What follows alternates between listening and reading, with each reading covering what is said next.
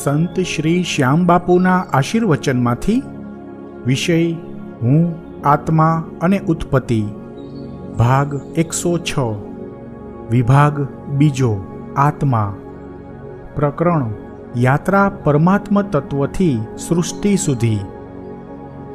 ગયા ભાગમાં અહમ તત્વ પ્રકરણ પૂરું થયું હતું. અહમ તત્વ પછીનું સર્જન છે મનસ તત્વ. આગળ મનસ તત્વ વિશે સમજીએ. પરમાત્મ તત્વ, પ્રાકૃતિક તત્વ અને મહત તત્વ દ્વારા અહમ તત્વનું સર્જન થઈ ગયું. તેથી હવે આગળના તત્વોના સર્જનમાં દર વખતે પરમાત્મ તત્વનો ઉલ્લેખ નહીં કરીએ, કારણ કે તે રીતે સમજવામાં ગૂંચવણ ઊભી થશે.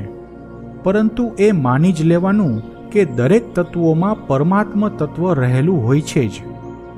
જેમ કે કોઈ માણસની ઓળખ માટે તે માણસનું નામ પછી તેના પિતાનું નામ આવે, પરંતુ તેના દાદાનું નામ કે પરદાદાનું નામ ન લખવાનું હોય, અને બધા એ પણ સમજે કે પરદાદા ન હોય તો તે માણસ પણ ન હોય. જ્યારે તે માણસના ગોત્રની વાત થાય કે વંશવૃક્ષની વાત થાય ત્યારે દાદા, પરદાદા તે રીતે બધાના નામો આવે, સામાન્ય ઓળખવામાં ન આવે. તે રીતે પરમાત્મ તત્વનું નામ આગળ લખ્યા કરીને ગૂંચવણ ઊભી નહીં કરીએ. આપણે પરમાત્મ તત્વથી જ શરૂઆત કરી છે, એટલે એ સમજી જ લેવાનું કે હવે પછીના દરેક તત્વોમાં પરમાત્મ તત્વ છે જ અને હોય જ. પરમાત્મ તત્વ ન હોય તો કોઈ જ તત્વ ન હોય. ઉત્પન્ન થનાર સૌથી પહેલું તત્વ અહમ તત્વ છે. હજુ આ બધા તત્વો અત્યંત સૂક્ષ્મ છે, અત્યંત સૂક્ષ્મ ઉર્જારૂપ છે. કોઈ જળ તત્વો નથી, કોઈ દ્રવ્યમાન તત્વો નથી, કોઈ મેસિવ પાર્ટિકલ્સનું સર્જન પણ નથી થયું. આ બધા તત્વો ત્રિપરિમાણીય નથી, તેથી ત્રિપરિમાણીય બ્રહ્માંડ પણ નથી. આ ઉર્જાના રૂપમાં રહેલા તત્વો ફક્ત સંકેતો છે, ડેટા છે, કોડ છે. હજુ કોઈ એવા તત્વોનું સર્જન નથી થયું કે જે કાર્ય કરી શકે કે કાર્ય કરાવી શકે, તેમજ સંકેતોનું પાલન કરી શકે કે સંકેતોનું પાલન કરાવી શકે. અને સંકેતો, ડેટા કે કોડમાં પણ કોઈ વિવિધતા નથી. અહમ તત્વના ફક્ત 2 ગુણધર્મો છે, તેથી તે 2 પ્રકારના સંકેતો હોય છે. એક અસ્તિત્વની ઓળખ ઉત્પન્ન કરે છે અને બીજું તે અસ્તિત્વને ચિરસ્થાયી બનાવે છે. આ 2 પ્રકારના સંકેતો અથવા ગુણધર્મો અહમ તત્વના છે. વિવિધ ગુણધર્મો પ્રમાણે વિવિધ સંકેતો હવે ઉત્પન્ન થશે, કારણ કે તે ગુણધર્મ મનસ તત્વનો છે અને સંકેતો પ્રમાણે કાર્ય કરાવી શકે એવું કાર્યપાલક તત્વ પણ મનસ તત્વ છે. જો કે મનસ તત્વ પણ સૂક્ષ્મ ઉર્જા રૂપે જ છે, સંકેતોના રૂપમાં છે. મનસ તત્વ પણ અમુક અલગ અલગ પ્રકારના ડેટા છે, કોડ છે. તે મનસ તત્વનું સર્જન હવે થશે.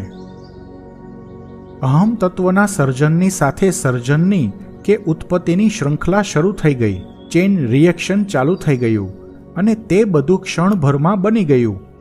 એમ કહી શકાય કે પરમાત્મ તત્વ, પ્રાકૃતિક તત્વ અને મહત તત્વ, આ ત્રણેય તત્વોના વિવિધ સંયોજનો દ્વારા અહમ તત્વ, મનસ તત્વ અને આકાશ તત્વ, આ ત્રણેય તત્વો અને તેમાંથી સ્ટ્રિંગ, આ બધું એક સાથે જ ઉત્પન્ન થયું. કારણ કે તે બધા તત્વો 1 સેકન્ડના અબજોમાં ભાગમાં ઉત્પન્ન થઈ ગયા.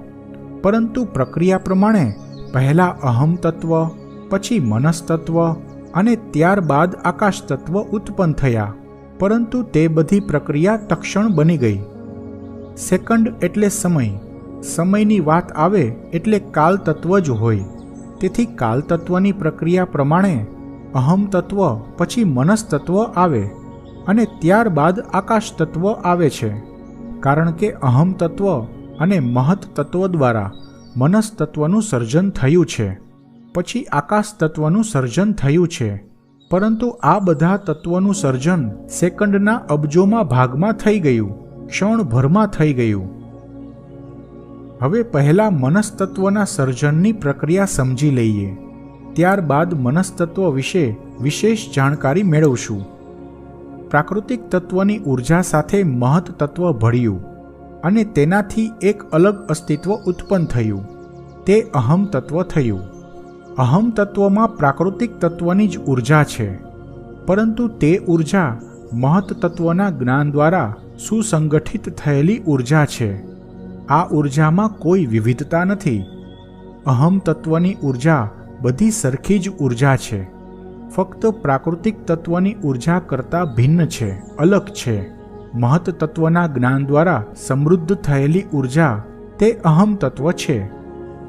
જેમ કે માટી તો માટી છે, ધરતી પર બધે જ માટી છે, પરંતુ તે માટીમાંથી કોઈ ચીજ બની ન શકે. જે ચીજ બનાવવી હોય તે પ્રમાણે માટી પર તેના સંસ્કરણો કરવા પડે, તેની પ્રોસેસ કરવી પડે. તે માટીને તે રીતે તૈયાર કરવી પડે. માટીમાંથી વાસણો બનાવવા હોય તો તે મુજબની માટી લેવી પડે, માટીને ખૂંદવી પડે, મસળવી પડે.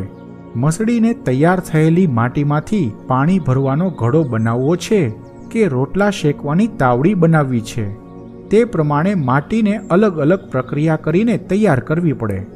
તે રીતે પ્રાકૃતિક તત્વની ઉર્જા પર મહત તત્વના જ્ઞાન દ્વારા સંસ્કરણો થયા અને અહમ તત્વ ઉત્પન્ન થયું. આ અહમ તત્વમાંથી હવે આગળના સર્જન માટે અહમ તત્વની ઉર્જામાં વિવિધ પ્રકારના ગુણધર્મો આવી શકે તેવા સંકેતો આપવા પડે. જો ઉર્જામાં વિવિધતા ન હોય, ઉર્જા અલગ અલગ પ્રકારની ન હોય, તો તેના ગુણધર્મો પણ અલગ અલગ ન હોય. જે તે તત્વની જે ઉર્જા હોય તે ઉર્જા પ્રમાણે જ તે તત્વના ગુણધર્મ હોય. તેથી તે ઉર્જામાં વિવિધતા ન હોય કે વિશેષતા ન હોય તો વિવિધ તત્વો પણ ન હોય. તેથી અહમ તત્વના જે બે ગુણધર્મો છે તે બંને ગુણધર્મો અસ્તિત્વના ગુણધર્મો છે, અસ્તિત્વથી જોડાયેલા ગુણધર્મો છે. કોઈ નવું વધારાનું અસ્તિત્વ ઉત્પન્ન કરાવવા માટેના ગુણધર્મો નથી. તેથી ફક્ત અહમ તત્વ દ્વારા વિશેષ સર્જન શક્ય નથી, કારણ કે હવે પછી આગળના સર્જન માટે વિવિધતા જોઈએ. જેટલા વધારે તત્વો ઉત્પન્ન કરવાના હોય તેટલી વધારે અલગ અલગ પ્રકારની ઉર્જા જોઈએ. ઉર્જામાં વિવિધતા હોય તો જ વધારે ગુણધર્મો બની શકે અને તેનાથી બનનારા તત્વોમાં તે ગુણધર્મો આવી શકે. જેમ કે હજુ ફક્ત અહમ તત્વનું જ સર્જન થયું છે, તો અહમ તત્વ દ્વારા સ્ટ્રિંગનું સર્જન ન થઈ શકે, કારણ કે અહમ તત્વમાં એવા કોઈ ગુણધર્મો નથી કે અહમ તત્વ કોઈ કાર્ય કરી શકે અથવા કોઈ કાર્ય કરાવી શકે. કોઈ સર્જન કરાવવાનો ગુણધર્મ પણ અહમ તત્વમાં નથી. અને બીજી વાત એ કે જે સ્ટ્રિંગ ઉત્પન્ન થાય તે સ્ટ્રિંગમાં પણ વિવિધતા જોઈએ. અલગ અલગ પ્રકારની સ્ટ્રિંગ ઉત્પન્ન થવી જોઈએ. એક જ પ્રકારની સ્ટ્રિંગમાંથી એક જ પ્રકારનો ક્વાર્ક ઉત્પન્ન થઈ શકે, તો એક જ પ્રકારના ક્વાર્કમાંથી અણુ, પરમાણુ વગેરે બધું સર્જન ન થઈ શકે અને તે બધા માટેની ઉર્જા પણ ઉત્પન્ન ન થઈ શકે. વિવિધતા તો સ્ટ્રિંગમાં અને ક્વાર્કમાં જોઈએ જ. તેથી વિવિધ તત્વોના સર્જન માટે, અલગ અલગ પ્રકારના તત્વોના સર્જન માટે બધા તત્વોને તેના અલગ અલગ ગુણધર્મો આપવા પડે. ગુણધર્મો માટે જ્ઞાન જોઈએ અને અલગ અલગ ગુણધર્મો પ્રમાણે અલગ અલગ પ્રકારનું જ્ઞાન જોઈએ. એટલે કે તેના સંકેતો, ડેટા અલગ અલગ પ્રકારના હોવા જોઈએ. તેથી જ્ઞાન માટે ફરી મહત તત્વની જરૂર પડે. તેથી ફરી અહમ તત્વ સાથે મહત તત્વ ભળ્યું. અહમ તત્વ સાથે મહત તત્વનું ઓછા વધતા પ્રમાણમાં સંયોજન થયું. તેના દ્વારા એવા એકથી વધારે સંયોજનો થયા. આ પ્રક્રિયાથી અહમ તત્વમાં વિવિધતા ભળી. અહમ તત્વના એકથી અનેક રૂપ થયા અને તે બધા તત્વો થયા મનસ્તત્વના રૂપો. મનસ્તત્વના જે અનેક રૂપો થયા તે બધા મનસ્તત્વ જ કહેવાયા. આ રીતે મનસ્તત્વનું સર્જન થયું. હવે આ મનસ્તત્વ કાર્ય કરવા માટે સક્ષમ થયું, એટલે કે કાર્ય કરાવવા માટે સક્ષમ થયું. અથવા તો એમ કહી શકાય કે આગળની કાર્યવાહી કરાવવા માટે સક્ષમ થયું. તેથી મનસ્તત્વનો મૂળભૂત ગુણધર્મ કાર્યવાહી કરાવવાનો થયો. તેથી મનસ્તત્વ કાર્યપાલક તત્વ બન્યું. પરંતુ હજુ સુધી કાર્ય કરી શકે એવું કશું જ નથી. હજુ સુધી બ્રહ્માંડનું સર્જન થયું નથી. હજુ તો બ્રહ્માંડના સર્જન પહેલાંની રચના થાય છે. અહમ તત્વ નવું અસ્તિત્વ આપે છે અને તે અસ્તિત્વને દીર્ઘકાળની સ્થિરતામાં આપે છે. અત્યાર સુધી આ બધું ડેટા, સંકેતોના રૂપમાં રહેલી ફક્ત ઉર્જા જ છે. કોઈ દ્રવ્યમાન તત્વનું સર્જન નથી થયું. નિયમ પ્રમાણે જોઈએ તો સૌથી પહેલાં જ્ઞાન હોય, તેના દ્વારા સંકેતો ઉત્પન્ન થાય. જે સર્જન કરવાનું હોય તેનો ડેટા કે કોડ તૈયાર થાય. તેમાંથી તે સંકેતો કે ડેટા મુજબ ઉર્જા ઉત્પન્ન થાય અને ત્યારબાદ તે ઉર્જામાંથી દ્રવ્યમાન સૂક્ષ્મ તત્વનું સર્જન થાય. આ રીતે સર્જનની પ્રક્રિયા થતી હોય છે. કોઈ કરે, કોઈ કરાવે, કોઈ સંભાળીને રાખે. સૂક્ષ્મ સૃષ્ટિના અગમ્ય તત્વો પણ સંબંધોની સંભાળ રાખે. અર્થાત કાર્ય કરનાર આકાશ તત્વ હોય છે, કાર્ય કરાવનાર મનસ્તત્વ હોય છે અને તે બધાને આદેશો આપનાર મહત તત્વ હોય છે. અને જે કંઈ હોય તેને સંભાળીને, સાચવીને, જાળવીને રાખનાર અહમ તત્વ હોય છે. કાર્ય કરનાર આકાશ તત્વ ક્યારેય આળસ નથી કરતું. કાર્યપાલક મનસ્તત્વ તે કાર્ય કરાવવામાં જરા પણ ગફલત નથી કરતું. અસ્તિત્વને યાદ રાખનાર અહમ તત્વ ક્યારેય ભૂલો નથી કરતું. અને મહત તત્વ તો છે જ જ્ઞાન. જ્ઞાન ક્યારેય ગફલત, ગોટાળા, બેદરકારી કરી જ ન શકે. આવું શિસ્ત, આવી પ્રમાણિકતા અને આવી વફાદારી જ સંબંધોને સંભાળી શકે, સંબંધો જાળવી શકે. સાવ નાની નાની વાતો મોટા રૂપ ધારણ કરતી હોય છે. નાની નાની પ્રક્રિયાઓ મોટા પરિણામો લાવતી હોય છે. તેથી જ સોયની અણી જેટલી જમીને મહાભારતનું યુદ્ધ કરાવ્યું.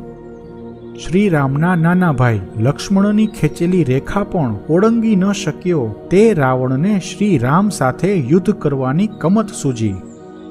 અત્યંત સૂક્ષ્મ એવા પરમાણુઓમાં થતી આણ્વિક પ્રક્રિયા સૂર્ય જેવા મહાકાય અવકાશી પિંડોને અબજો કિલોમીટર દૂર સુધી પ્રકાશિત કરી શકે છે અને અબજો વર્ષો સુધી પ્રજ્વલિત રાખી શકે છે. કારણ કે સૂક્ષ્માતિ સૂક્ષ્મ સૃષ્ટિમાં એટલી પ્રચંડ શક્તિઓ સમાયેલી હોય છે કે તે આખા બ્રહ્માંડનું સંચાલન કરવાનું સામર્થ્ય રાખી શકે છે. તેથી જ તો સૂક્ષ્મ સૃષ્ટિ તરફથી સ્થૂળ સૃષ્ટિ તરફ યાત્રા થતી હોય છે. હજુ સુધી ભૌતિક વિજ્ઞાન જેની કલ્પના પણ નથી કરી શક્યું એવા સૂક્ષ્મ તત્વો, પ્રાકૃતિક તત્વ, મહત તત્વ, અહમ તત્વ, મનસ્તત્વ, બધા તત્વો એકબીજા સાથે એવા શિસ્તબદ્ધ સંબંધો જાળવે છે કે તેના કારણે આ અનંત બ્રહ્માંડના એક પણ અણુમાં ક્યારેય નાની અમથી ભૂલ પણ નથી થતી. છતાં આ બધા તત્વો અત્યંત સૂક્ષ્મ છે, અગમ્ય છે, અગોચર છે, ઇન્દ્રિયાતીત છે.